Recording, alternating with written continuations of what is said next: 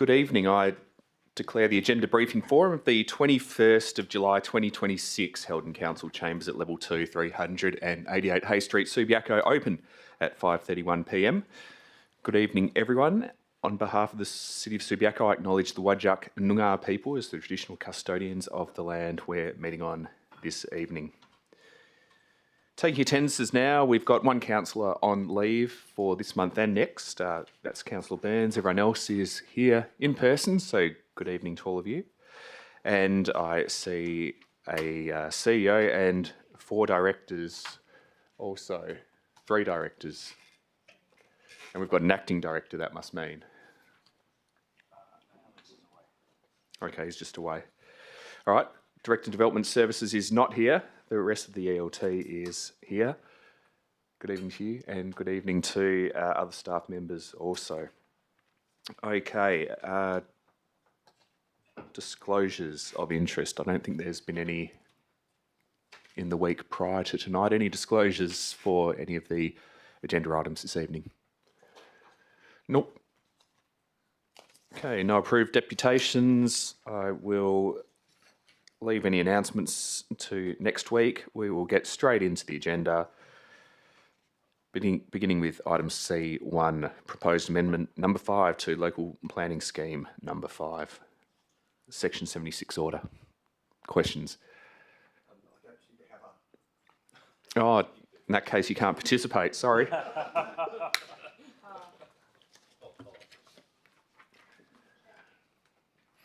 thought you might have a question, Councillor Powell. Councillor Jones. Yeah, thank you, Mayor. There's quite a few recommendations in here and it's quite wordy and legalese, but my reading of this is basically we're seeking approval by the council to move to the public consultation phase of the process. Can you confirm that that's really what's happening, and can you confirm that this wouldn't indicate any approval of the actual amendment by the council? That would be a subsequent stage later on. Thank you. We will put these types of questions to the Manager of Planning Services, Anthony Denham. Mr. Denham. Thank you, and through you, Presiding Member. Yeah, so the recommendation is quite worded legalistically, and that's for a purpose. That's for scheme amendments. They have to be done in a certain way. You're right. This is to commence the process for public consultation, which previously hasn't occurred for this amendment. The Minister is now ordering us to start that process, which is the first step, is to do public advertising. It indicates no support, and the Minister's also indicated no support for the merits of the amendment, and it's the same for Council. That occurs for Council following public advertising. Councillor Powell. Yes, thank you, and through you, Mayor. I note in the option section of the officer report on this item that there is no other option than to accept. Why is that? Mr. Denham. Thank you, and through you, Presiding Member. Given it's a Section 76 order under the Planning and Development Act, the local governments are required to basically comply with whatever's set out in that particular order.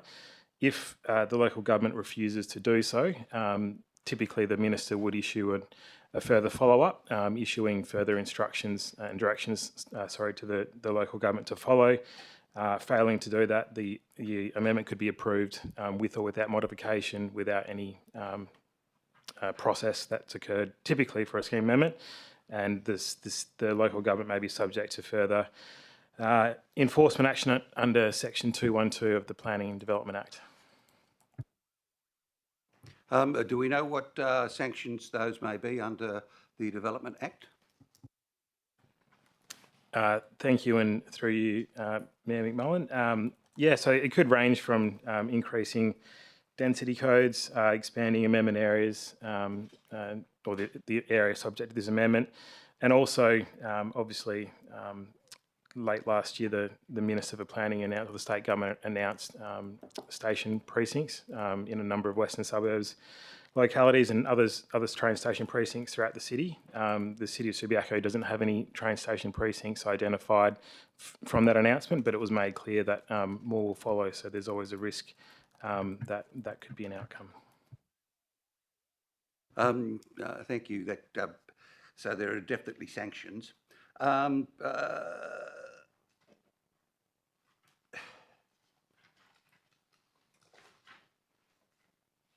Sorry, I'm just trying to. I gather from what you said as well that it wouldn't just be the sanctions. We would be entirely cut out. We could be entirely cut out of the process and have no voice at all in this. Thank you, and through you, Mayor McMullen. Yeah, that's correct. If the local government fails to follow the minister's order through Section 76, it's most probable and likely that the minister will issue a follow-up Section 76, issuing directions, and failing to comply with that, the minister can make a decision to approve the amendment if they see fit, with or without modifications, without any process occurring, including public advertising. Thank you. That's a good demonstration of democracy and free choice. How many applications have been made for rezoning of this block of land? Thank you, and through you, Mayor McMullen. So I think the first amendment was Amendment 2 that was submitted in 2022. That was to increase the density from R15 to R60 and R40, and that wasn't just for this particular property, that was for the entire block that wasn't coded R100. That was, council resolved not to adopt that. A Section 76 submission was not supported by the minister at that particular time.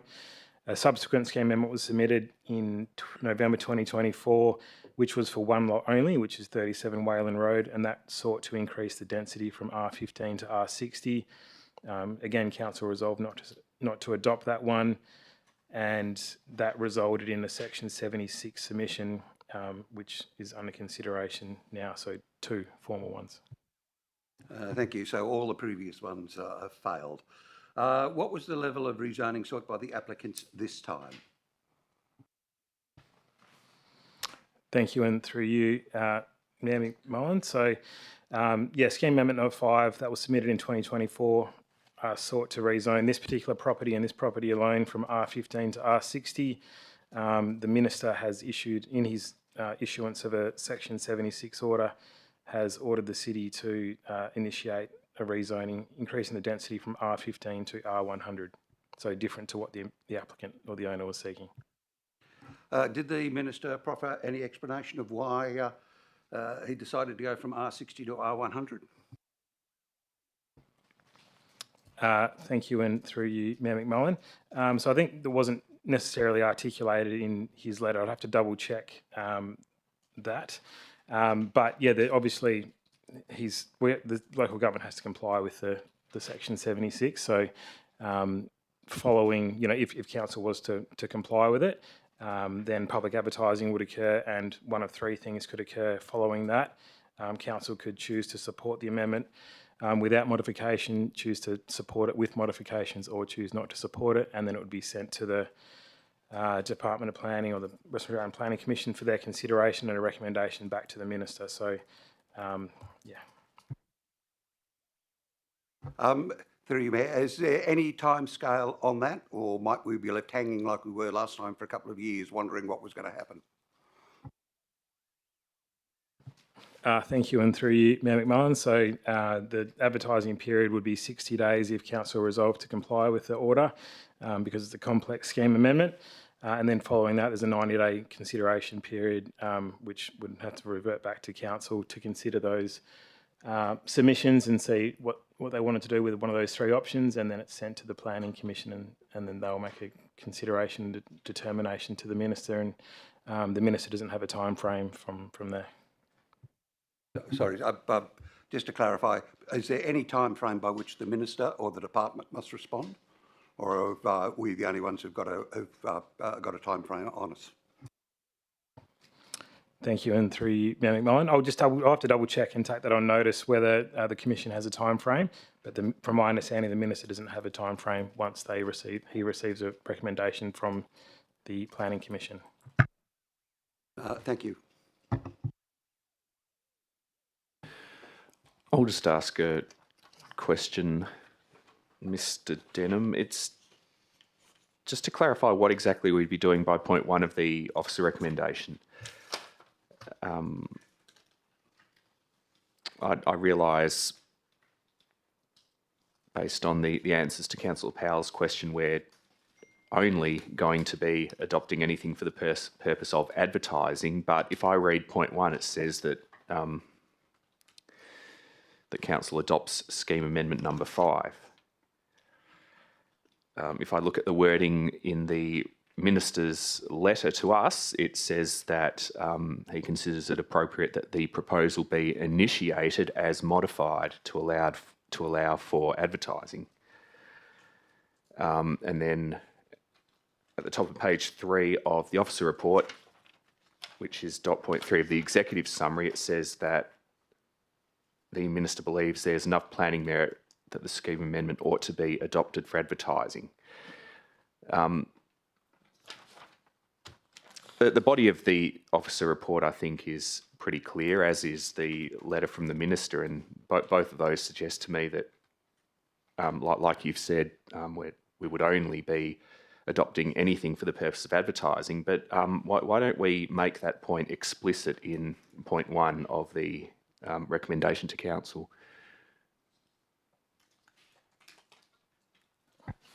Thank you, and through you, Mayor McMullen. So, I guess the wording of the two words are used interchangeably.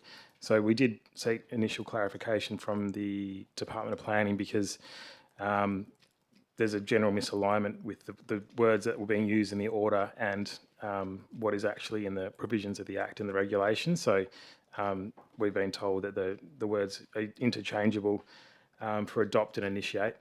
So I think it's kind of inconsequential in that respect. But I guess the whole point of the planning scheme process to date is that Council has stopped the process basically before it started. So it was resolved not to initiate the planning process that sits behind the scheme amendment, which the first step is public advertising. So all this is doing, and all the order is asking of the local government and the city, is to commence or to initiate or to adopt the scheme amendment for the purpose of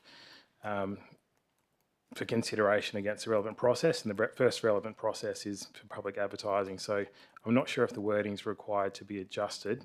We can give it some thought in the next couple of days to see if there's any changes that are required for that, in the instance of clarifying for the purpose of advertising, because once the scheme amendment is initiated, that's the process started.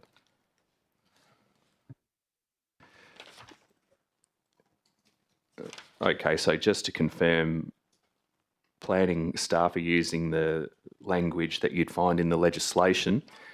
The letter from the Minister uses language that you wouldn't necessarily find in the legislation. Well, well done to you and the planning team for using the right language. Councillor Pine.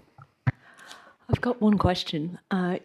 You mentioned that when this comes back to Council after public consultation, we will be asked to vote on this proposal. Will Council have an opportunity to actually change the proposal for that area at that point in time? Thank you. Mr Denham. Thank you, and through you, Mayor McMullen. So Council isn't the ultimate decision maker for the scheme amendment, the Minister for Planning is.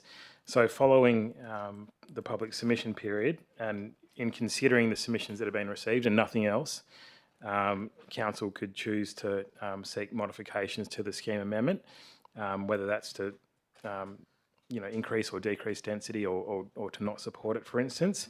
And then that recommendation is provided to the Planning Commission for their consideration, and they provide a recommendation of their own, along with the cities, to the Minister for Planning for a final decision. Thank you. Councillor Fife.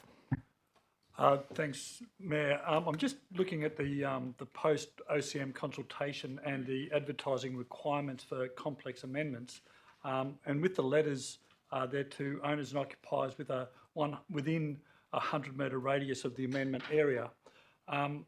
My reading and feedback from community members is that this particular application might have ramifications with people watching, with dilapidated blocks or investors potentially hanging on the outcome of this decision.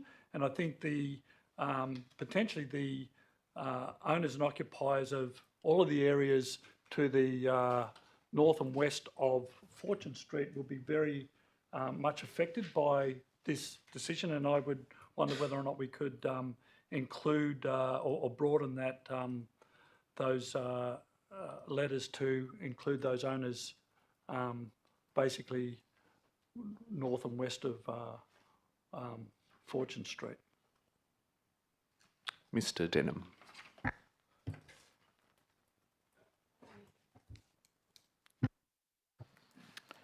Thank you, and through you, Mayor McMullen. So in the officer's report in Table 3 for this item, it sets out the advertising requirements for complex scheme amendments. So we can't change the time frame, and I understand you're not looking to potentially change the radius. We could look at it to see if we can increase the radius. I guess it's kind of twofold. 100 metres is quite a significant distance, particularly for a one lot spot rezoning, and that might be additional resourcing required to consider how far we actually go and what the implication is. But council's policy is just to do 100 metres, but we can have a look to see if there's any scope to increase it, and if so, to what extent. Yeah, I'm not really looking to have a radius expansion. It's more just the areas along back towards Shenton Station, Evans Street. That would be beyond 100 metres, but I think that's the specific area rather than just strictly expanding the radius.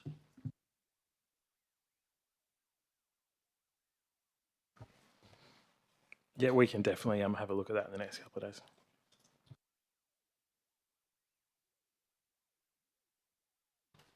Sorry, and through you, Mayor, will that need an amendment?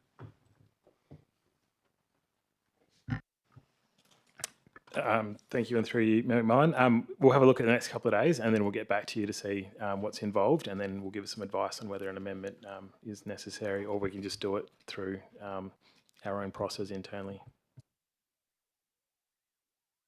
Councillors, any other questions on C1? Doesn't look like it. So let's move on. C2, the finalisation of local planning policy 1.1, residential development, low and medium density, following WAPC determination. Any questions on C2? Councillor Powell. Quite surprising. Yes, look, thank you, and through you, Mayor. Look, Council adopted a local planning policy after a lot of discussion just on a year ago, last August, I think it was, and there was quite intense investigation of the local planning policy. So why is it back before us again tonight? Mr. Denham. Thank you, and through you, Mayor McMullen. So yeah, this came to council in July, and then it was finalised in August last year. So in the August council meeting, council considered two local planning policies, one for local planning policy 1.1, which is the lower density kind of residential streetscape policy, and local planning policy 1.2, which related to the higher density development. So 1.2 was approved basically, so that's just waiting to be finalised. We wanted to finalise both policies at the same time. With 1.1, as we sought to modify and amend boundary setback provisions of the R codes, we had to get planning commission approval from the Western Australian Planning Commission. So we submitted to them in September last year. We thought it would take a couple of months or maybe 3 months to get determined. We didn't get a determination until end of April this year. So basically the Planning Commission wasn't supportive of the modifications that council had. So now that they've kind of established their position, we need to finalise the policy, because currently we don't have operable policies for local planning policy 1.1 and 1.2. So it is pretty important that we look to finalise this soon. Councillor Powell.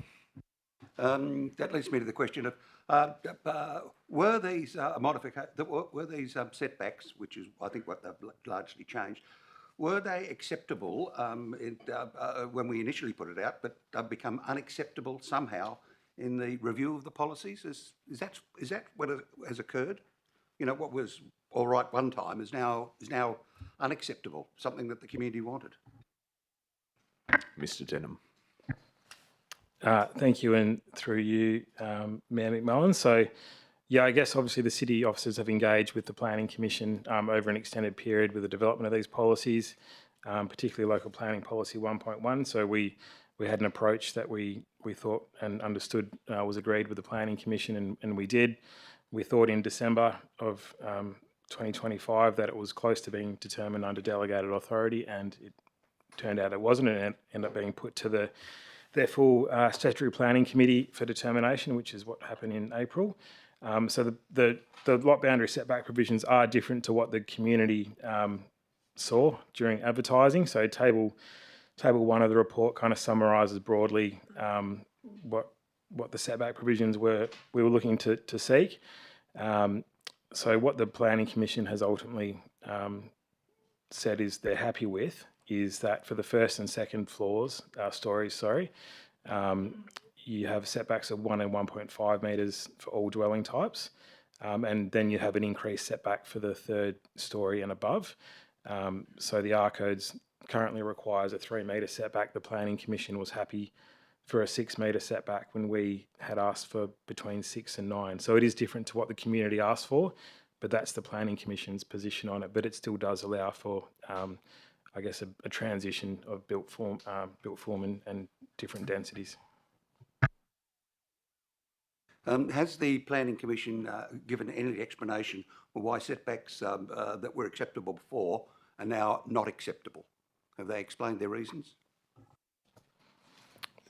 Thank you, and through you, Mayor McMullen.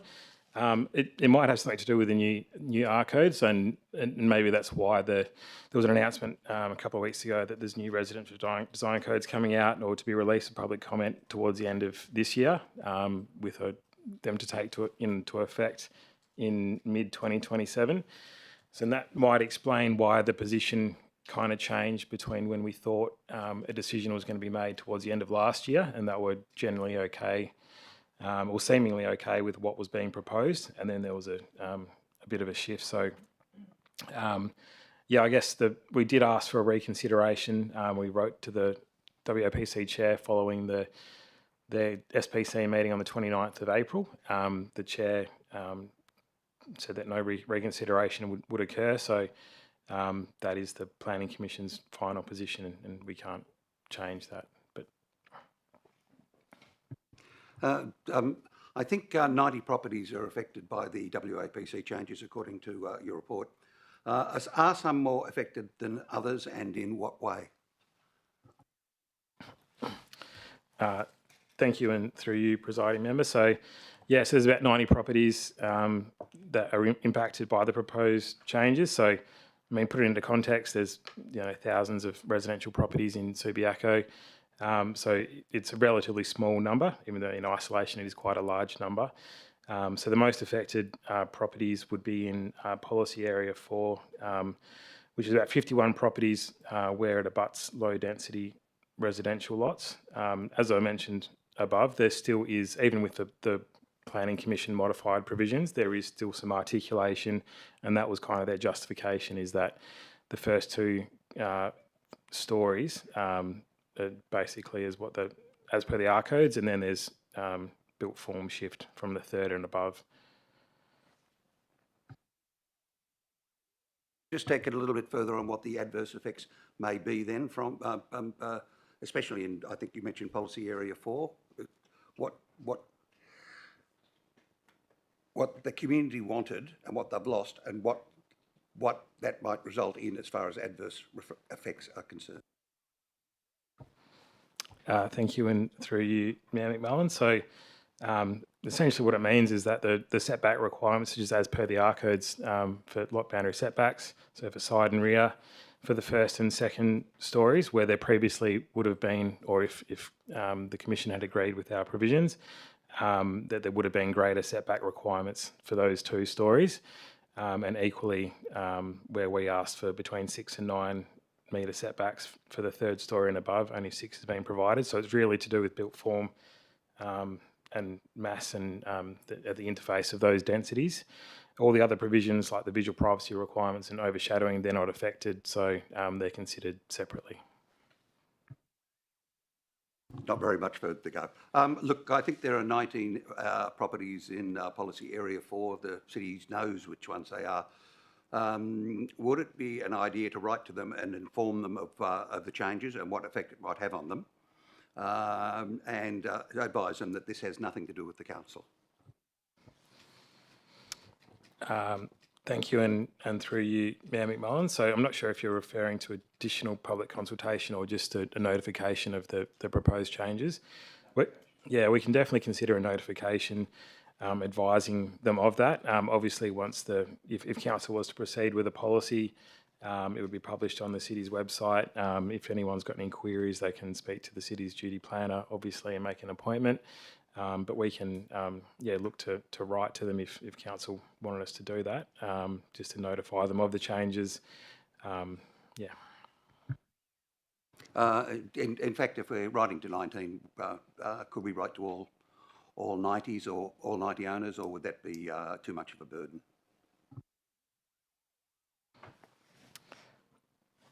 Well, it's probably nine times the burden, or whatever 90 divided by 19 is. Is that something we need to discuss offline? Yeah, we can discuss it offline. Yeah, I think the request is pretty clear, though, to notify people affected of the proposed changes. And the final bit is would that require an amendment, or how would you envisage it being done? Thank you, and through you, Mayor McMahon. I'm not sure if it would require an amendment necessarily. We'll give it some thought the next day or two and get back to you. Thank you. Councillor Pine, I think you were motioning with a question. It's all been covered. Excellent. Councillor O'Connor. Thank you, and through you, Mayor McMullen. I just wanted to clarify that the changes here we're talking about just relate to single dwellings. We're not talking about multiple dwellings in this situation, are we? Thank you, and through you, Mayor McMullen. So it is for all dwellings. So the policy provisions that we put up and were supported by council separated it between single house and group dwellings, and then a different provisions for multiple. The Planning Commission has changed that, so it's just all dwelling types. Thanks, Councillor O'Connor. Councillor Johnston. Thank you, through you, Mayor. And just where would people be able to go to find if their property is one of the impacted properties? Is there a map that they'd be able to easily find on the website or to identify that? Thank you. Mr Denham. Thank you, and through you, Mayor McMullen. So it should just be in the local planning policy itself. There is a map that has all the policy areas. So that should cover off on all the 90 properties in there. But yeah, if they have any questions, they can obviously speak to the city's duty planner as well. And just on that, the 90 properties that you're talking about, are they all within policy area 4, or some of those impacted outside it? Or it just wasn't clear if that was an all or nothing. No, thank you, and through you, Mayor McMullen. So in table 2 of the officer's report, we have a breakdown of where the 90 affected properties kind of are, like not necessarily their location, but so most are within policy area 4. There's about 70 properties, and there's a further 20 within policy area 3. So yeah, we can have a look to see if the map that's in the local planning policy, if that captures all the properties, or it might miss out on some for different reasons because of different densities and those types of things. But yeah, if we're looking to potentially write to the owners as well, it's something we can see if it's possible to do an updated map just to show them that if it's necessary, but the letter alone might be okay if we pursue that. Thank you. Look, I think that would be helpful if we could actually have some way of identifying which properties are actually going to be, that you consider are going to be impacted. Because when you look at the policy area map, you look at 3 or 4, they're scattered.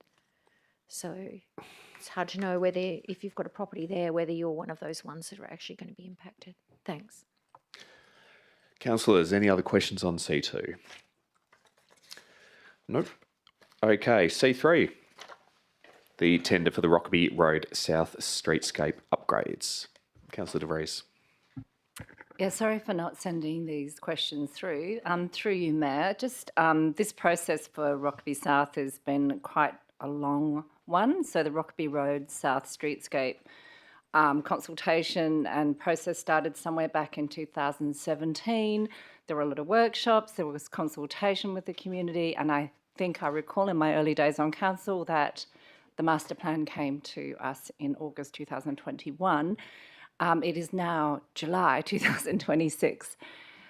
Would we just have a brief explanation as to why it's taken that long and what kind of, if any, changes have taken place to the master plan? And yeah, those 2 questions. Thank you. Thank you. We will take answers from the Manager of Engineering Services, Mr. Karma. Thank you, and through you, Mayor McMullen. I guess, Councillor, to your first question about the time lapse between 2021 and now, there have been, I guess, a few challenges that we had experienced with the physical design, which we talked through to elected members throughout roughly through 2025. When we actually did further investigation into services and the risks of the design proposal, we found that there were a lot more engineering that was required. So that took a fair chunk of time. Prior to that, there was a budget line item that was created for the project post the decision that was made by council back in 2021. But that process, I guess, was delayed through the amount of design work that we had to do as well. I think in terms of the current plan, your question about the changes, councillor, the design currently still resembles the streetscape design that was originally contemplated back in 2021. The only change that we discussed was the material specification, which was where a lot of the engineering challenges actually came to the fore. But in terms of the layout, still the same, and the intersection materials was the main change. We moved from the cobblestone pavers to the concrete pavers that we are proposing currently. However, the design intent, master plan intent is still retained. And of course, through that process, the other delay that we had experienced was through approvals from the likes of Main Roads, because a lot of the changes that we are proposing as part of the design did require a number of reviews and approvals by Main Roads as well. So I do recall, through you, Mayor, I do recall this was a community-driven initiative. It may be wrong, but it was around safety and concerns around safety. And I think at the time there was a proposal for 30 kilometres being the speed limit. So that's the first part. Was it community-driven? And the second part was just a second question around parking for businesses. Will there be additional parking provided so during construction if businesses are affected at all? Thank you. Thank you, and through you, Mayor McMullen. So in terms of the parking provision for businesses during construction, when we'd released the request for tenders, we were quite specific with the tenderers that we needed to be able to provide for businesses during construction. There's been previous projects in the area that actually has created a fair bit of disruption, so that was something that was actually quite an important consideration for us. One of the things that we actually are pushing for in the tender is to do a lot of the works at night, so that minimizes the disruption during the daytime. When the roads reopen to public during the day, the intent is for parking to be retained where possible, Having said that, there will be some instances during construction where it's unavoidable because of the construction works. We'd look to treat those on a case-by-case basis. Through you, Mayor, the first part was about the initial interest in this. Was it around safety?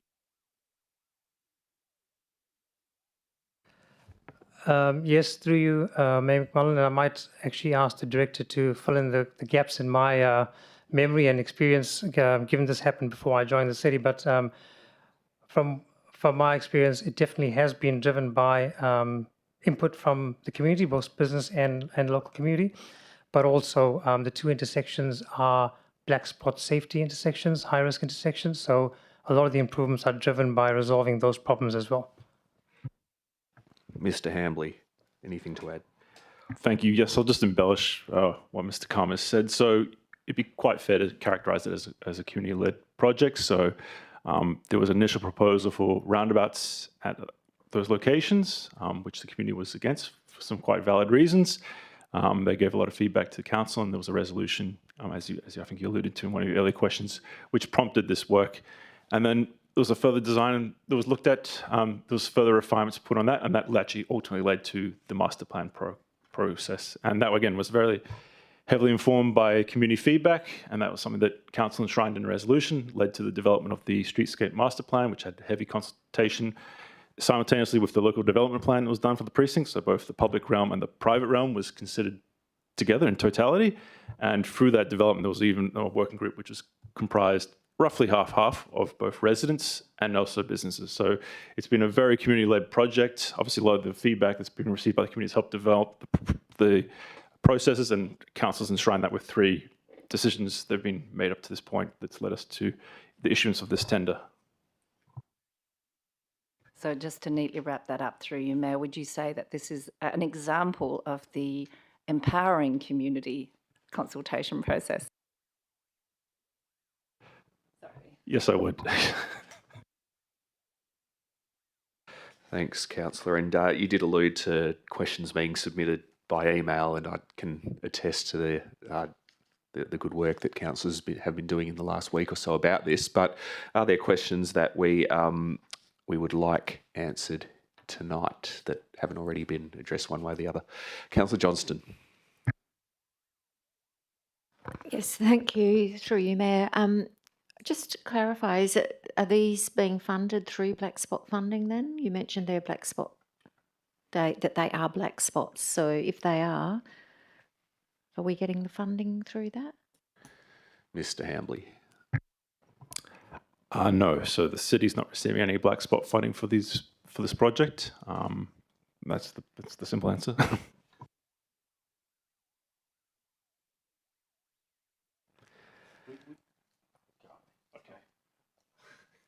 It's a more complicated answer than that, Mr. Hambley. Yeah, so maybe I'll give a bit more of a history, because as been alluded, this project's had quite a long development and a lot of council decisions along the way. So the original proposal that I mentioned earlier, as far as the roundabouts, that was black spot funded. When council resolved not to proceed, we handed that money back. And then obviously we developed the streetscape master plan that did not have any external funding. That was something that council wanted to do, and there's no funding opportunities for that anyway. And that's led us to this design outcome. Not to say that it's not going to address the safety issues there, but it's not going to receive black spot funding. That's why the CEO says never hand back black spot funding. Councillor O'Connor. Thank you, and through you, Mayor McMullen. Are you able to give us some information about the importance or significance of the mid-block crossings?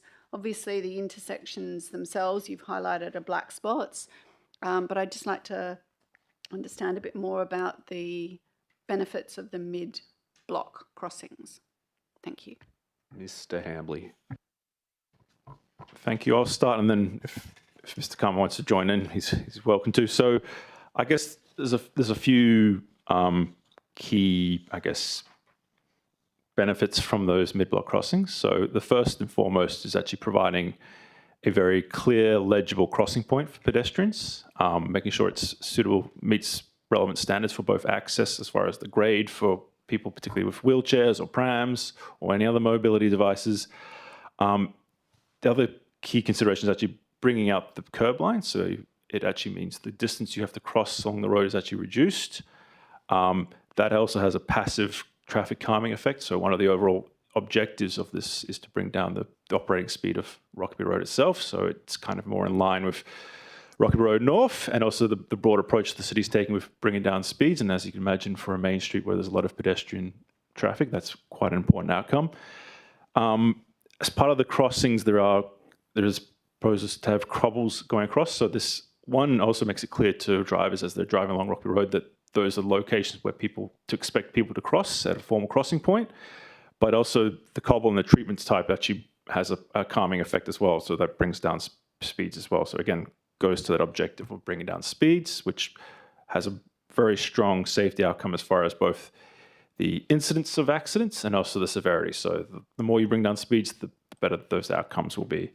And then also with those opportunities for the build-outs, that does give the city some options for some extra greenscaping and other elements. And also the overall intent is also to give more space to the sides, so the footpath has more space for pedestrians, but also for al fresco and trading areas. So those are the kind of broad principle benefits from those mid-block crossings, which will, in the long term, with the overall master plan, is to bring the overall curb lines in alignment with those crossing points. But this is the first step of that. I don't know if Mr. Karma had anything else to add.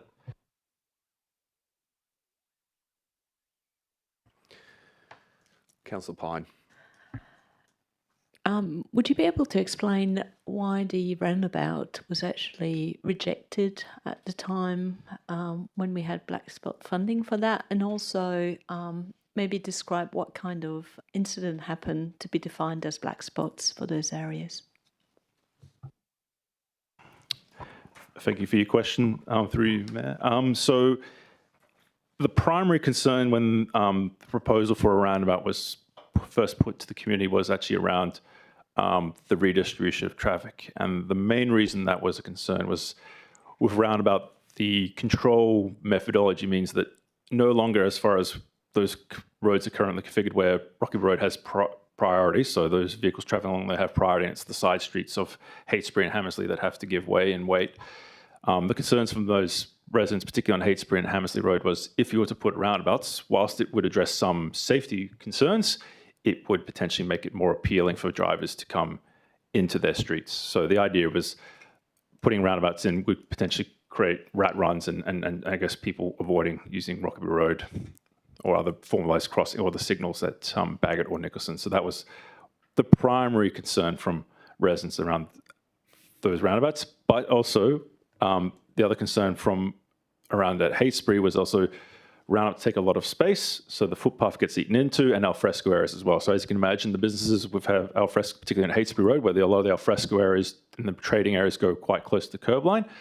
A lot of that would be impacted as well by a roundabout there. So you'd have impact on the business trading areas, the available footpath space. Obviously, similar situation would happen up towards the War Memorial, that you'd have a little less footpath space around the War Memorial as well.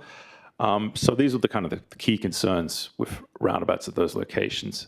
And you'll have to forgive me, I forgot the second part of your question. The black spots, we define these two crossings as black spots. Can you elaborate a little bit what has happened to be defined as a black spot?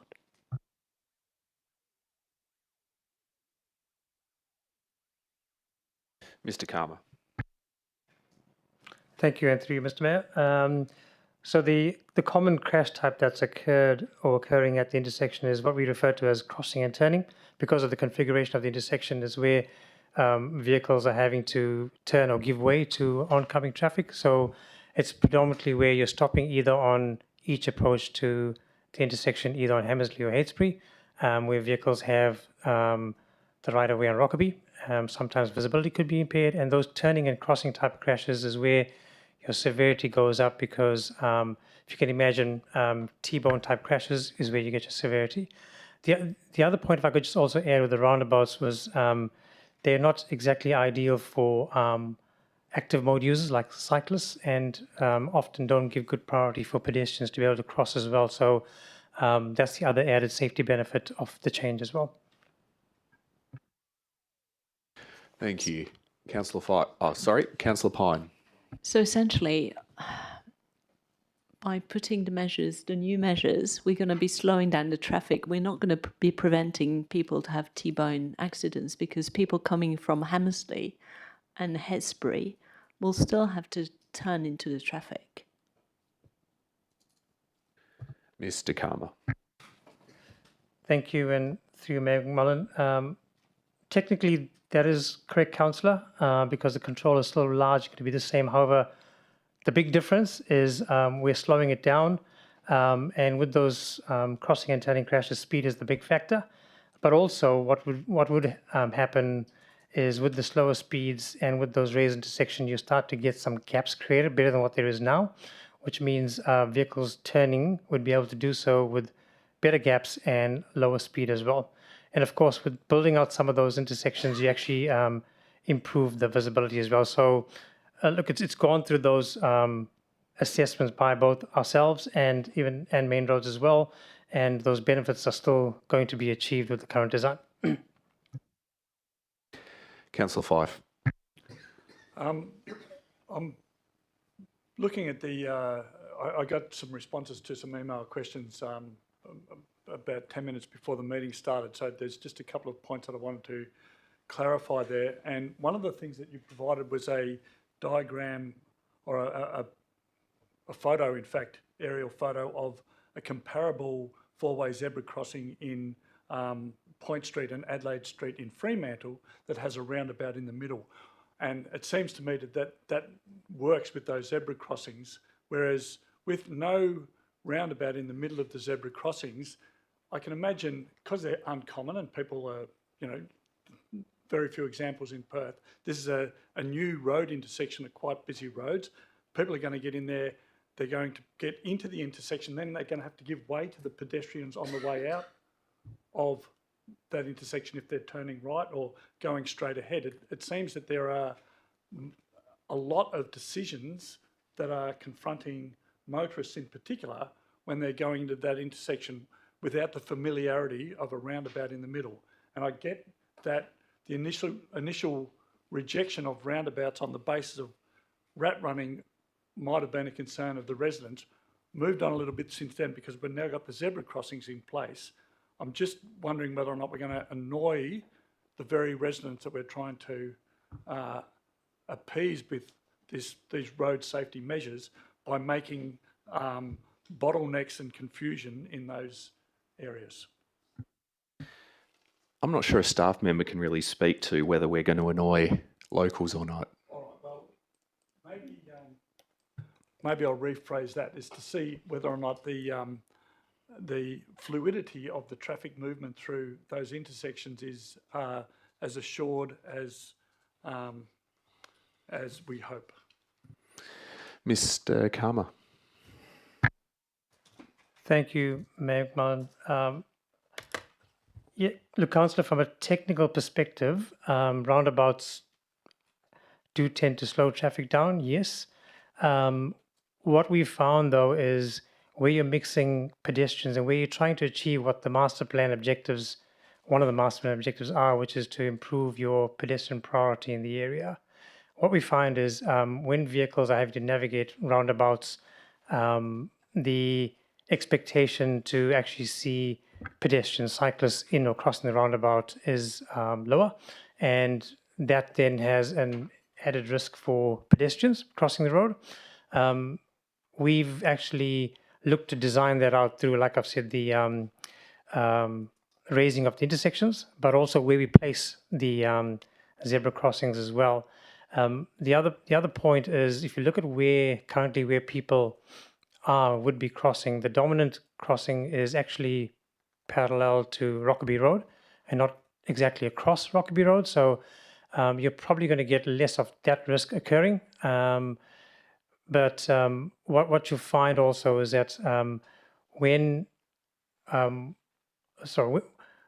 we had discussions with Main Roads about this design, because This is not entirely common across Perth. We had a lot of interactions with Main Roads and their technical people about how the design might work. So it's gone through that level of design rigor testing. In order for Main Roads to be able to approve that type of solution, they're satisfied, as are our technical people, that that risk is actually mitigated. And through this design, you actually are going to be getting that added level of pedestrian priority through the intersection as well. Okay, I take it you want to supplement the answer. Look, after this, maybe we can just get back onto the task at hand, which I think is approving a tender as opposed to revisiting the roundabouts or lack thereof, which I think have not been a factor of this master plan since at least 2021. So supplement the answer, and then maybe we'll just get the questions back on track. Yeah, so I was just going to just very quickly just mention that obviously the concerns you have as far as, like, I guess, what's termed as cognitive loading for all these decisions and items on the road to pay attention is something that Main Roads and ourselves are very conscious of, and that was part of the reason why there was quite a lengthy design process to make sure that that was satisfactory and that this could be done in this location and get the outcomes that we were hoping for with this master plan. And I guess just a quick aside would be this is not uncommon anywhere internationally or nationally. Whilst it's a first for WA, it's definitely not out of the ordinary anywhere else in the world. And it's very well done on a lot of other main streets. There's a few good examples in Sydney, for instance, which are very similar typology to what we've got on Rockley Road that work very well. So it's something that works very well internationally and nationally. So there's no reason why it can't succeed in these locations either. Okay, so councillors, if I can just gently steer the questions back to the decision that we're going to be asked to make next week. We can award the contract or we can reject all tenders. Just to remind you, Councillor Pine. I've got a question. The overall tender came in significantly higher than what we budgeted for. Now, if we chose to award to BOS, which is the officer's recommendation, because they're the most qualified tenderer based on the evaluation, are we allowed to potentially award the contract subject to another amount, not the 4.5 million? Could we put a resolution, for example, to say we're prepared to award up to the value of X and allow for negotiations to happen? Thank you. Mr. Hambley. The simple answer is no. So it's a pretty straightforward decision before council. So either accept the tender as received based on the documentation that's gone out. If council's of a mind for any what would be deemed significant variations to the contract. So if you're saying if council wanted to bring down the cost significantly or to a certain element, that would necessitate the alternative option that's listed in the options of rejecting all tenders, and then based on feedback from elected members, we could potentially undertake another procurement process based on a change of scope or some other parameters that council wishes. But the short answer is no. What we've got before is either accepted or not. And can you explain a little bit where the variances come from? So just to clarify, because it's a Local Government Act requirement in terms of it's clear in the Act if it's significant, there's no significant variation from what has been advertised. So you either accept or you reject.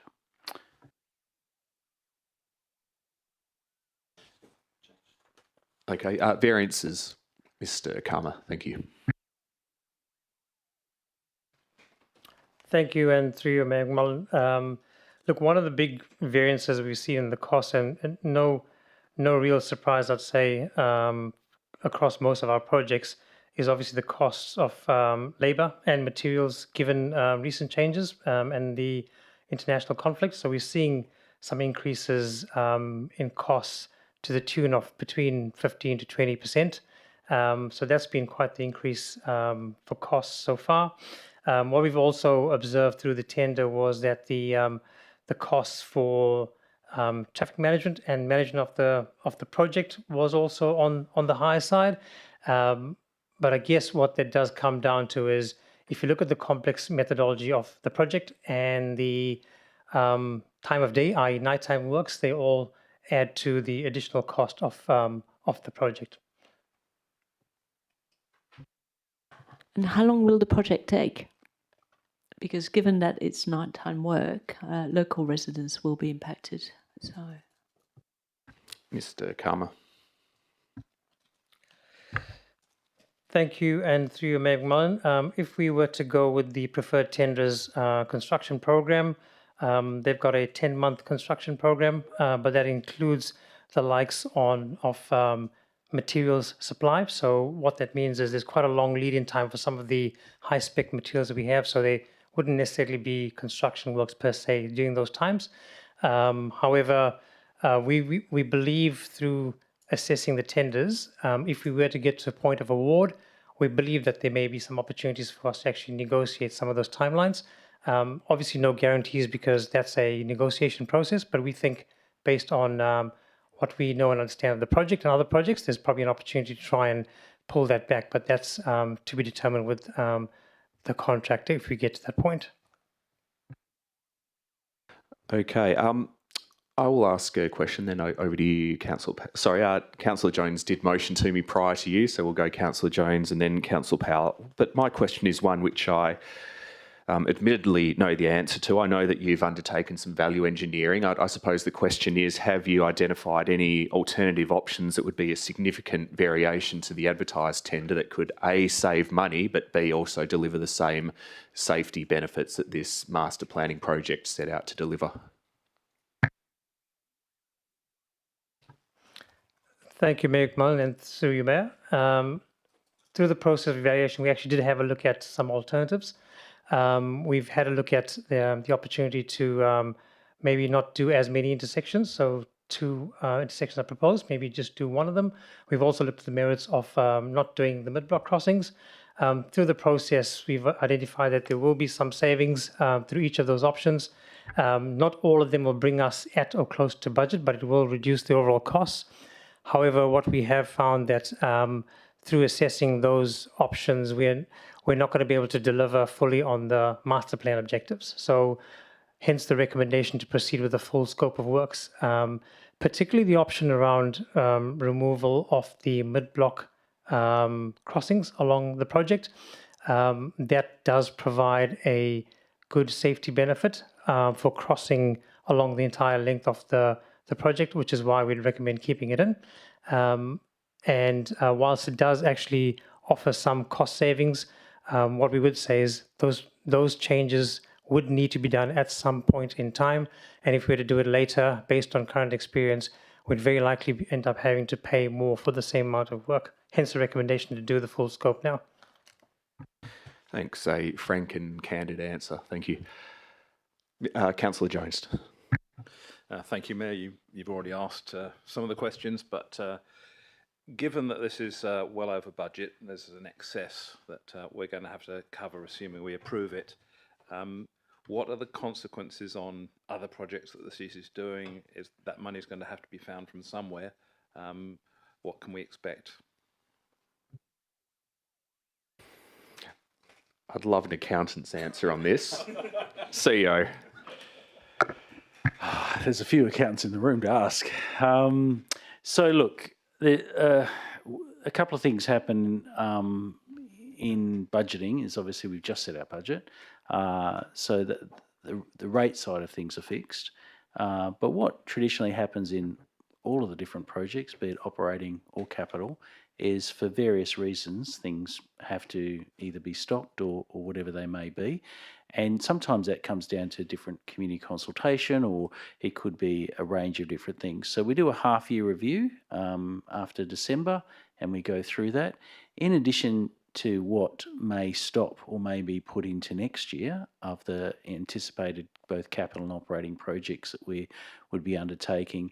In addition to that, quite often we achieve additional revenue, and so so it might be that it could be that it might not necessarily be a stop in projects to fund this, but that might happen for other reasons. And then in addition to that, we have got the opportunity to achieve more revenue, non-rate, but more other revenue, and therefore we're already aware of some of those, so that that would cover off on some of the impact of the increased budget to deliver this.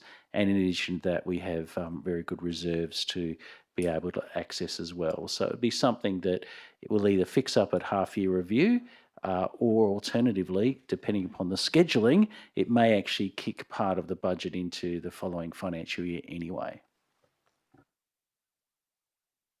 Councillor Powell. Yes, thank you, Mayor. And I am endeavouring to stay with what's in the officer's report. But look, I do want to revisit the black spot very briefly, if I can. Look, those two intersections, Hammersley and Heytesbury with Rockaby, are black spot intersections. So have we been back to and said, look, we're going to fix them up. Will you at least make a contribution towards it? Have we been back to the authorities for that? Mr. Hambley.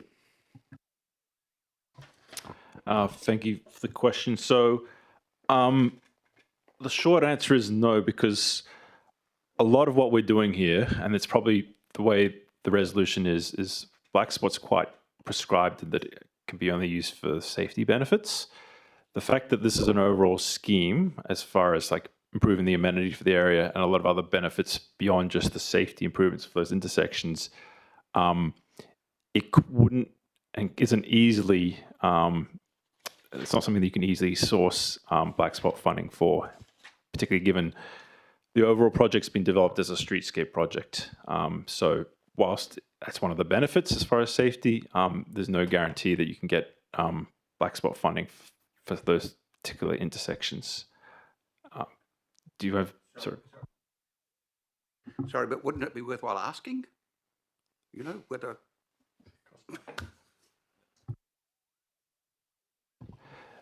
So really, it's not just a simple question of asking. You'd have to go for an application process, which has anywhere from a 12 to 18-month time frame. And obviously, that's difficult when you've got an overall scheme and a project delivery, as far as which is all dependent on that. So effectively, if you wanted to pursue that and there's no guarantees, you'd likely have to delay the project with no guarantees as far as the outcome, and also align your delivery.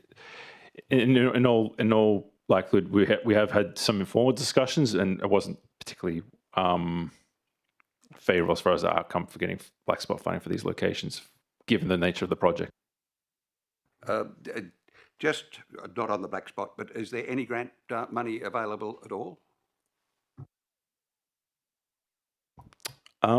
It's an interesting space. So for streetscape projects, generally there isn't an avenue for funding.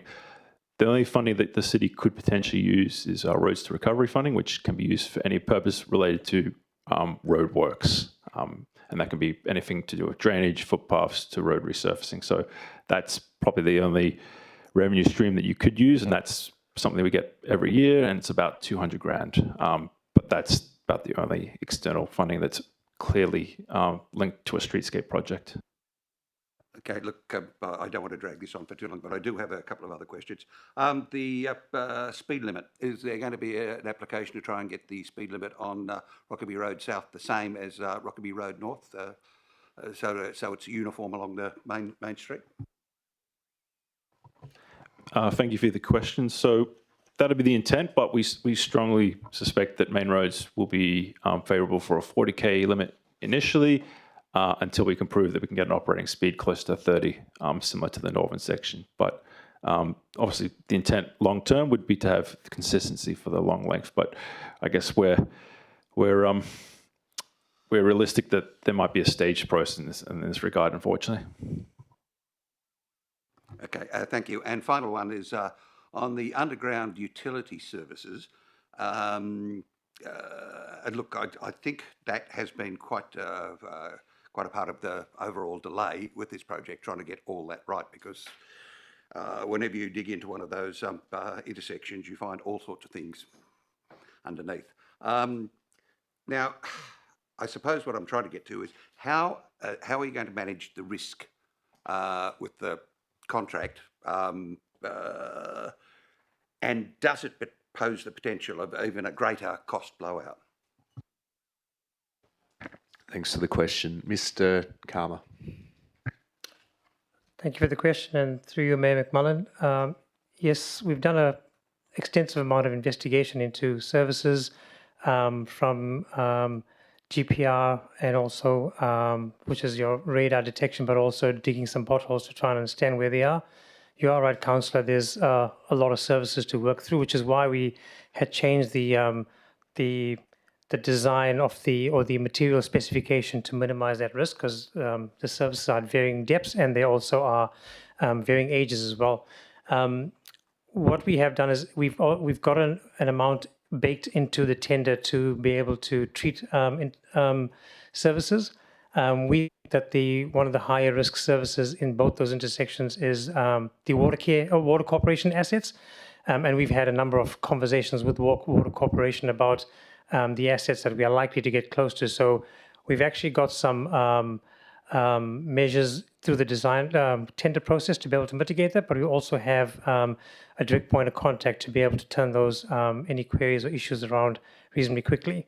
One of the early interventions that we are putting in place to deal with services is to ensure that before any real ground gets broken for construction works, we are there with the contractor digging up again and having a look at where the services are likely to be impacted, so we can then mitigate any of those requirements.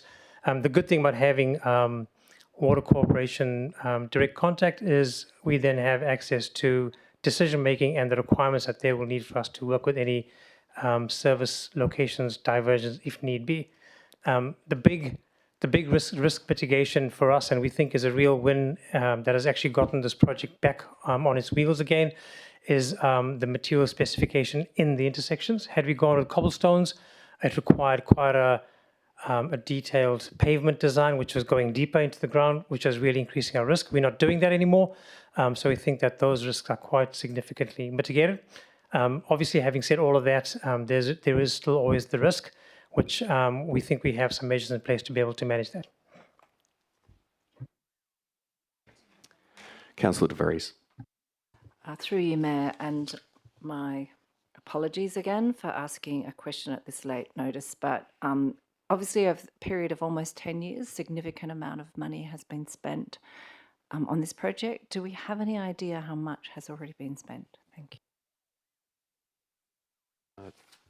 Director, Technical Services. You're right. Given it's over multiple years, we'll probably have to take that on notice to come back to you about an accurate figure for that. Councillor Johnston. Thank you. Thank you, through you, Mayor. Just on materials that talking about, what's the sort of projected sustainability of maintaining those materials and future works, sourcing them, how commonly available will they be going forward, and the cost of that going forward? Mr. Karma. Thank you, and through you, Mayor McMullen.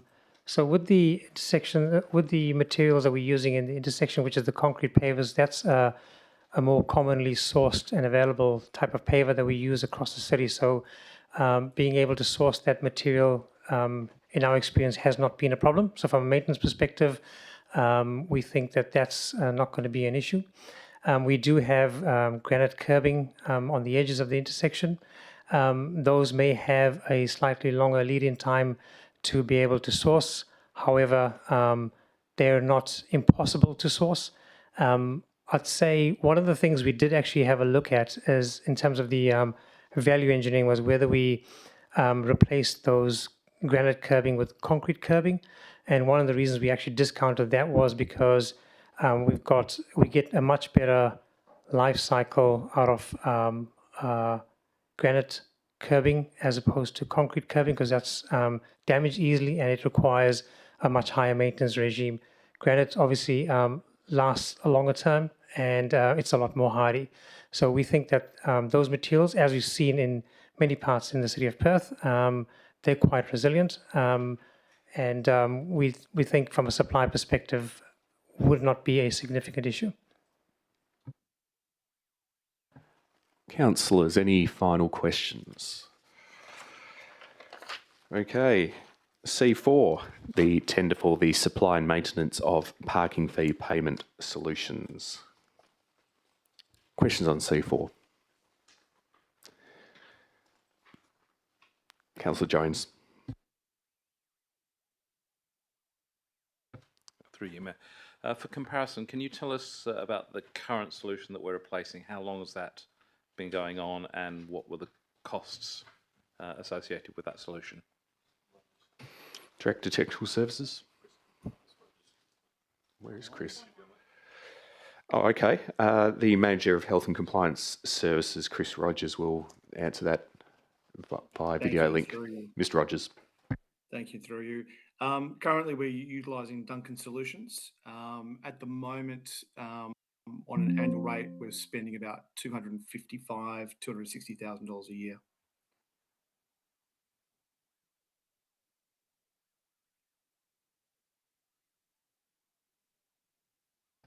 Sorry, was there a part of the question that wasn't answered? Oh, how long as well, I think was the second part of the question. I apologise. We've had Duncan Solutions for, I think it's about 8 years so far. Councillor Jones. A separate question. We're currently using Easy Park on our phones, so if we're going with the same provider, does that give additional benefits in terms of IT and coming into reporting into our systems? Mr. Rogers. Thank you, and through you. Yeah, it definitely does. So it means less integration at the moment, using Easy Park as a pay-by-phone solution. They're having to integrate through to Duncan Solutions. It does mean that the reporting is going to be a lot more streamlined, a lot more, I guess, more agile. So yes, there's definitely benefits there. Councillors, any other questions? Councillor Pine. Through this contract, are we actually installing more paid parking around Subiaco? Or is it just addressing the current areas of paid parking? Thank you. Mr. Rogers. Thank you, and through you. No, this isn't seeking to increase the paid parking at the moment. What this is doing is replacing the existing fleet with a new fleet. Okay, thank you. Any other questions, councillors? I think that's C4 for now. C5, commencement of local law reviews. Councillor Pine. There's a number of laws that are applicable to businesses, yet I note that the advertising is going to be on the website, public notice boards, social media, and post newspapers. How are we going to ensure that the reach of essentially the consultation on these laws is going to be effective, given that we're just relying on social media as opposed to actually writing to people or advertising more widely? Director of Corporate Services. Thank you for the question, through you, presiding member. We've worked with our corporate communications team to develop an appropriate communications plan. The process that we're actually undertaking, we have used before and are quite comfortable that it's been effective to reach those areas, but I'll certainly be able to raise that with each local law officer when we're developing a communications plan, if we feel that we might need to do anything different depending on the cohort. Have you considered having some workshops to actually educate people around these laws? You know, they're pretty important. You know, there's dog laws, there's, you know, using, you know, public spaces for business and things like that. So do people have actually a general awareness of what these laws do? Ms. Connolly. Thank you for the question, through you, presiding member. The local law process, advertising process, is quite specific in terms of the requirements under the Act. So the first step when we advertise the local law or our intent to review the local law, we'll start getting that feedback. Once we get that feedback, each officer who's responsible for the local law will sort of analyse it and decide what the next steps are in terms of, you know, volume of feedback received, type of feedback. So at those points, we might consider different mechanisms, but it really does depend on what kind of questions and feedback we get on each local law. Sorry. Thank you. Councillor De Vries. Through you, Mayor McMullen. This is more just by way of checking the Meeting Procedures Local Law of 2013. I presume that's the City of Subiaco's Meeting Procedures Law. Is that now changing to the model that's being used across the state? Is that right? Am I getting that right? Just that means it's a standardised Meeting Procedures Law. And what kind of changes? I mean, do we need a workshop? Thank you. Ms. Connolly. Thank you for the question, through you, presiding member. We've been anticipating those changes and we haven't yet received them.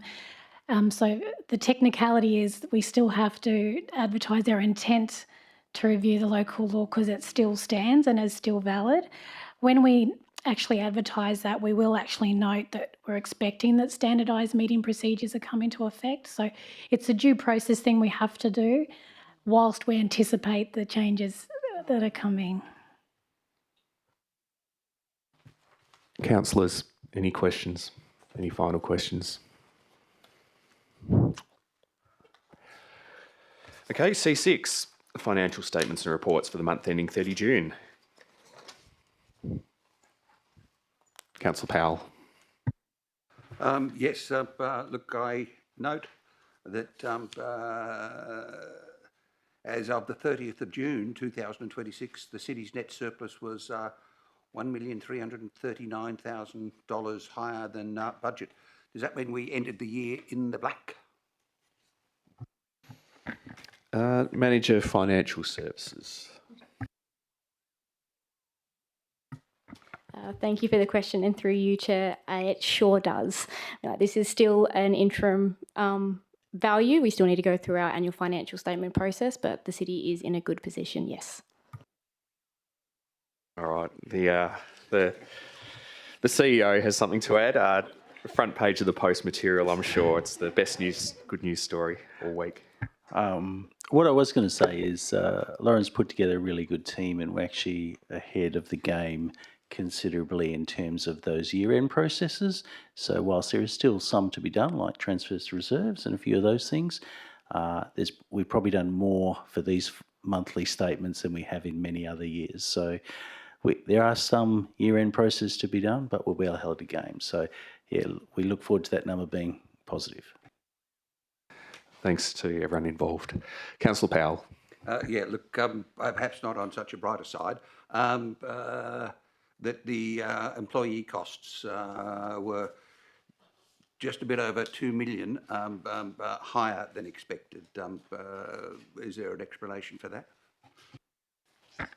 Ms. Fitzgerald. Thank you for the question, and through you, Chair, there is. So I did anticipate this.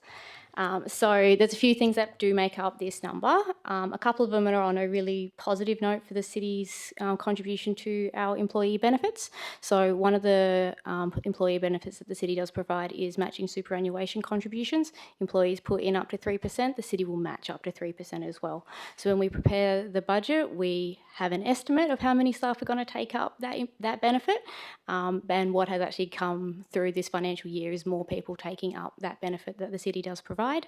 Another one is parental leave. So we had a number of staff on parental leave this year, and we've got quite a few more in the next financial year as well. So the city provides 12 weeks paid parental leave at the officer's full-time rate, which is another amazing benefit that the city does provide.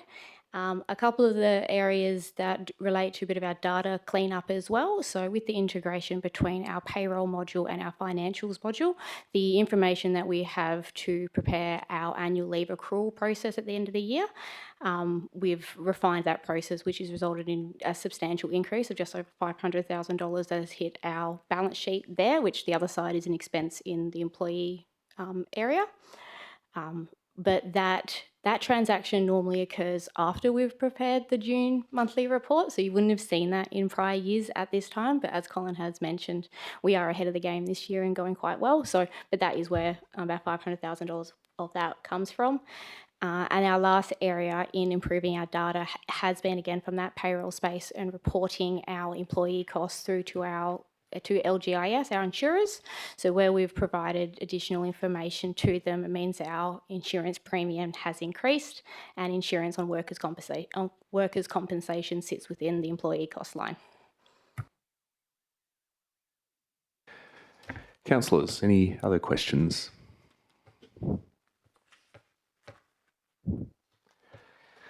I think that brings us to the end of tonight's agenda. If there's any confidential items next week, we will close the meeting and deal with them then. But for tonight's purposes, I declare the agenda briefing forum closed at 6:51 p.m. Thank you, councillors, for your work tonight and during the week, and also to staff for providing advice and answers to questions. Good evening.